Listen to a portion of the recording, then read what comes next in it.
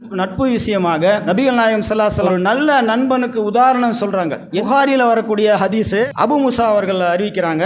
கால ரசூலுல்லாஹி ஸல்லல்லாஹு அலைஹி வஸல்லம், ரசூலுல்லாஹ் சொன்னதை நான் கேட்டேன். நல்ல நண்பனுக்கும் தீய நண்பனுக்கும் உதாரணம் அல்லாஹ்வுடைய தூதர் சொல்றாங்க. அந்த கஸ்தூரி இருக்குல்ல, அத்தர், ஒரு நண்பர் அத்தர் விற்கக்கூடியவராக இருக்கார். அவரோட நட்பு கொள்ளும் பொழுது கஸ்தூரி மனம் பக்கத்தில் உட்காரும் போது நமக்கும் அந்த நல்ல கஸ்தூரி மனம் வீசும். அதே போல நீங்க என்ன செய்வீங்க, அதனால நீங்கள் பயன் பெறுவீர்கள்.